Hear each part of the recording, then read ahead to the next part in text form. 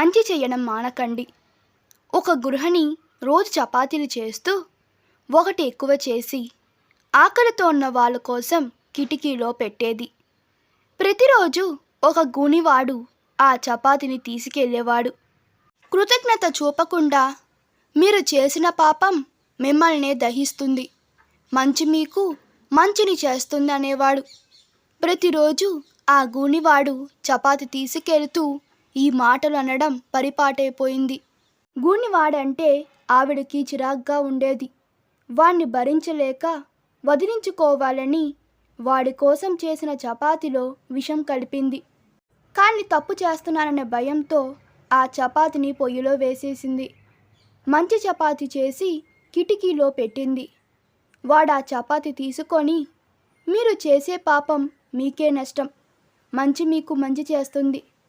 ప్రతిరోజు కిటికీలో ఆ చపాతీ పెట్టి చాలా రోజుల క్రితం ఉద్యోగార్థం వెళ్ళిన తన కొడుకు కోసం ప్రార్థించేది. ఆ సాయంత్రం ఎవరో తలుపులు తట్టారు. తీసింది. ఎదురుగా ఆశ్చర్యంగా కొడుకు. సన్నగా, పీలిగ్గా, చినికిన బట్టలు, తిండి లేక కళ్ళల్లో ప్రాణాలతో తల్లిని చూడగానే, అమ్మా, ఇది ఒక అద్భుతం. నేను మిమ్మల్ని చూస్తానని అనుకోలేదు.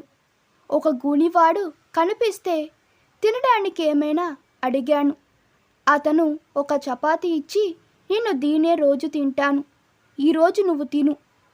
ఆ తల్లి ఈ మాట విని దిగ్భ్రాంతికి లోనైంది. ఆ రోజు విషం కలిసిన చపాతీ గూనివాడికి ఇచ్చి ఉంటే కొడుకు చచ్చిపోయేవాడేమో. అప్పుడు ఆ గూనివాడి మాటలు అర్థమయ్యాయి. నీవు చేసే పాపం నిన్నే దహిస్తుంది, చేసిన మంచి నీ వెంట వస్తుంది. మంచే చేయండి, మంచి చేయడం మానకండి, ఎవరు మెచ్చుకున్నా మెచ్చుకోకపోయినా. ఈ వీడియో మీకు నచ్చినట్లయితే మీ అభిప్రాయాలు కామెంట్లో తెలపండి. Please like, share and subscribe to my channel. Thank you.